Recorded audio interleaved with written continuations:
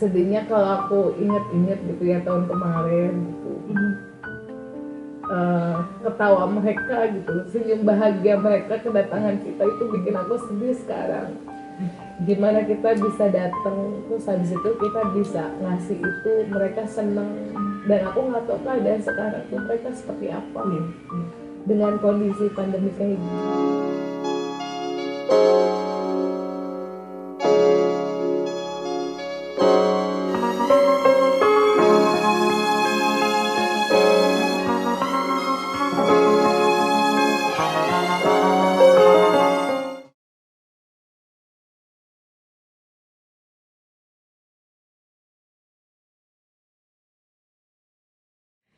Assalamualaikum warahmatullahi wabarakatuh.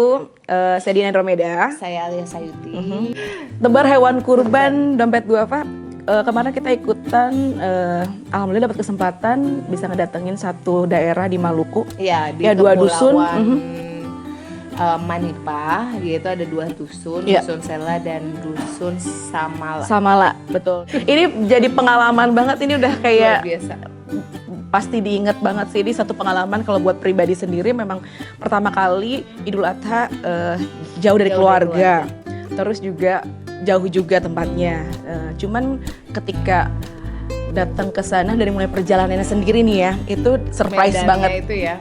Surprise banget, kita menuju ke daerah pelabuhannya sendiri, udah kan kita di sana naik speedboat kan. Iya. Dan ternyata pas nyampe di sono set gitu, gimana Kak keadaannya? Oke, baik. Kirain kita kayak oke, masih aman nih ternyata ya. Ya walaupun memang kalau speedboat kan memang akan penuh dan berdesak-desakan ya. Cuman yang gak kita bayangin ternyata semua, karena itu adalah perahu terakhir ya. Itu semua orang, barang-barang, sampai motor itu ada dalam dan sampai Numpuk bersama dengan manusia-manusia. Kalau biasanya kan itu kan biasanya kalau barang-barangnya itu kan ada di bagasi. Iya, atau dipisahin di bawah, kalau nggak kan. Ada di dock gitu kan. Kalau ini bersama dengan kita para penumpang. Jadi kebayang sendiri saya tidur sampai di atas motor. Gini dong tidur di atas motor. Iya, enggak, jadi tidurnya di samping motor yang stangnya itu loh. Ya ampun kakak tahu kan di atas motornya itu juga masih banyak ada makanan instan, terus ada gitu ada kardus-kardus yang entahlah apalah itu, saya tidak tahu.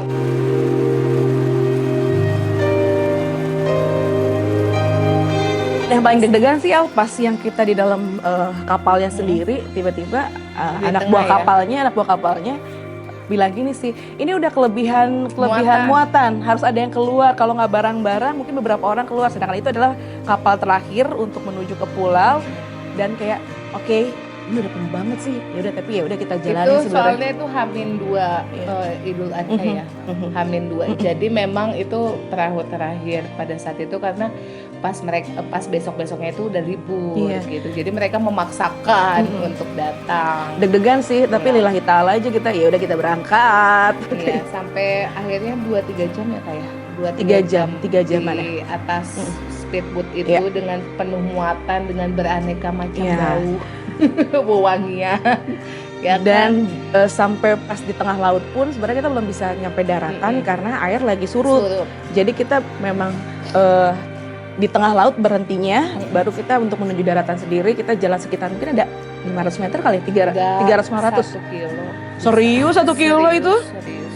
Itu adalah ketika kita turun, kita harus basah-basahan, jadi harus lepasin semua sepatu, baju-baju harus diangkat. Jadi kayak benar-benar ya sih, itu luar biasa sih, takjub banget sih. Tapi yang jelas seru sih. Seru banget. Pengalaman baru dan pengalaman pertama yang kayaknya bakal terus diingat. Iya. Luar biasa pokoknya bareng sama dompet duafa. Ya. Dari kapalnya, karena di sini sekarang lagi meti itu artinya surut kalau bahasanya orang Maluku sini. Jadi kalau seandainya lagi keadaan meti, makanya kita nggak bisa langsung sampai tujuan. Ada aja kendala, yaitu dari kapal yang mati, terus terjang ombak, tiba-tiba kita susah sinyal untuk nelfon, terus keterbatasan komunikasi, dan sempet kita tuh dibikin deg-degan karena kita nggak tahu keadaan kakak-kakak yang ke dusun lain untuk melihat penumpang dengan kurban.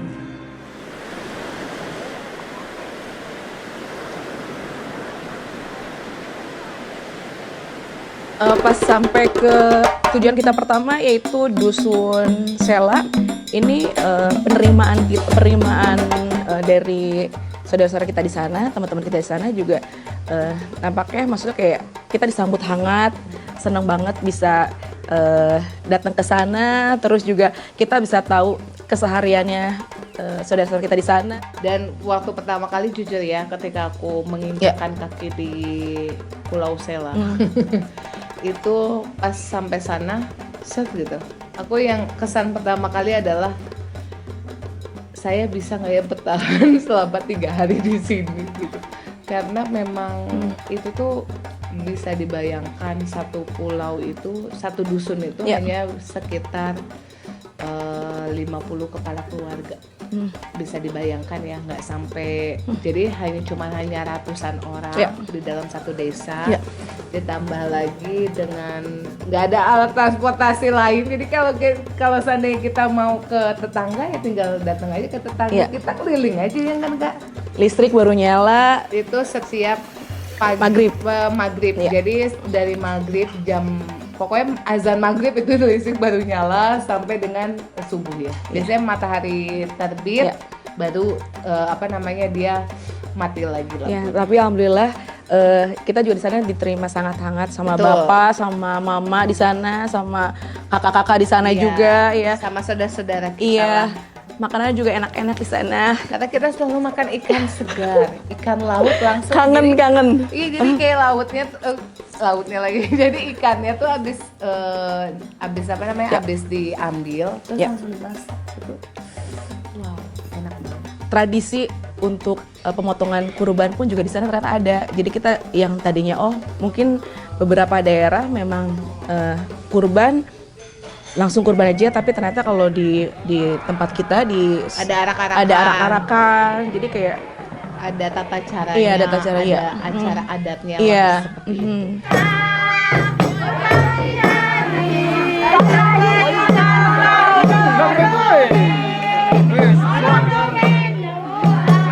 Yang berbeda itu di Dusun Samala. Di Dusun Samala ini hanya ada 20 kakak dan yang kita ngobrol-ngobrol sama mama, ternyata kalau di Dusun Samala ini udah sekitar kurang lebih 6-7 tahun mereka belum ada hewan kurban. Jadi belum ada yang berkurban.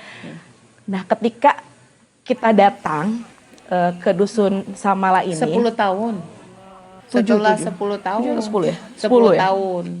Setelah 10 kali lebaran baru ada lagi. Iya, betul. Kalau aku sih pribadi melihat, kalau gue kok di perkotaan kok nggak pernah merasakan, maksudnya nggak se-excited ini ketika kita punya daging kurban atau kita motong daging kurban.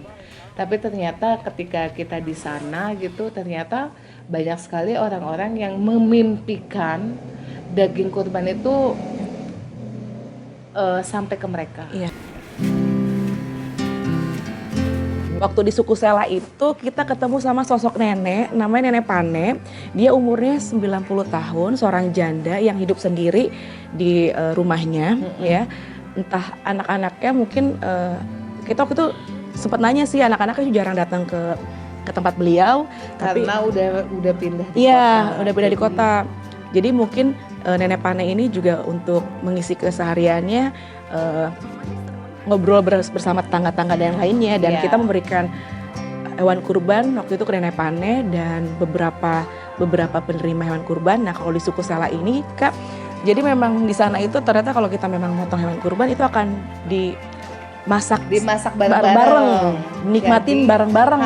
Jadi nggak ada yang bawa pulang sendiri, nggak ada. Jadi mereka tuh dari mereka untuk mereka. Sistemnya kayak gitu. Dan itu juga sistem kekeluargaan yang mereka bangun tuh luar biasa sih. Kayak kita tuh kalau di perkotaan ya udah biasa di perkotaan, tiba-tiba melihat ngelihat mereka tuh kayak kita jadi pengen soalnya pada saat jadi mereka tuh pembagiannya tuh benar-benar langsung masuk ke dapur umum, setelah di dapur umum terus mereka masak masing-masing gitu. Jadi kayak ada bagian nasi, ada yang bagian kuah, bumbu-bumbunya bumbu-bumbu, dibuat dari awal dulu prosesnya bikin dari ada bumbu-bumbunya bagian ini. potong-potong gitu. Jadi kalau yang laki-laki biasanya motong-motongin Iya. gitu. Nanti biasanya perempuan tuh itu tau nggak sih nasi tuh segede Banyak banget. iya gede Makan banget. besar, makan Iya, besar, iya. makan besar banget jadi kayak kuali gede gitu. Itu satu nasi gitu dan mereka kuat loh. Apa namanya godok-godoknya jadi kan harus di ini ya nasinya ya. Tapi itu Aduh, luar kebersamaannya biasa. kalau Kebersamaannya ya. luar biasa. Dan kita sempat ikutan ya Kak ya. Iya, Masak-masak. ngebantuin nenek Pane juga dan beberapa ibu di sana, Ibu di sana. untuk makan besar itu.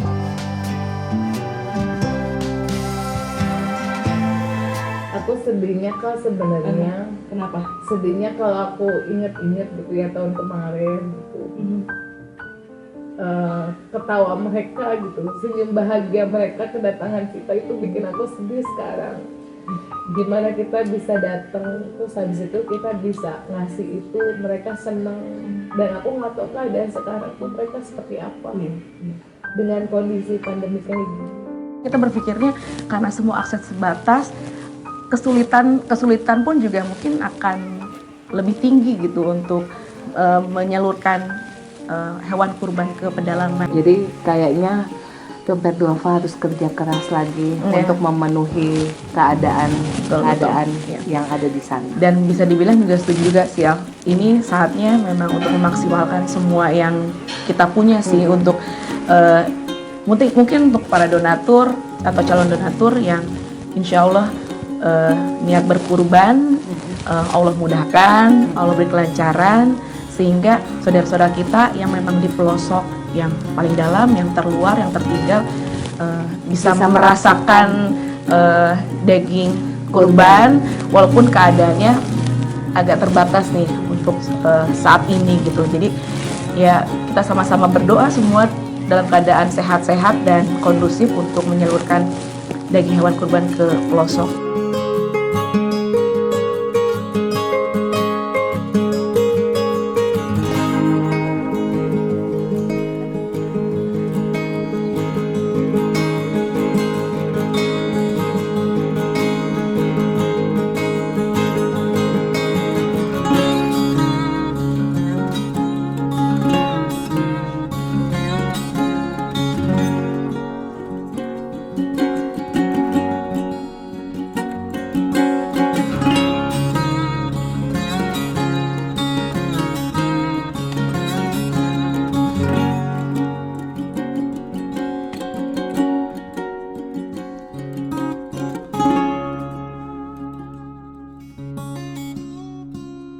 Meski di masa sulit seperti ini, jikalau memang tidak mampu untuk berkurban, Teman-teman bisa ikutan patungan sedekah daging melalui Dompet Duafa dan ini linknya. jangan lupa untuk like, comment, share, and Subscribe Dede TV dan jangan lupa untuk berdonasi. Dadah, assalamualaikum. Waalaikumsalam warahmatullahi wabarakatuh.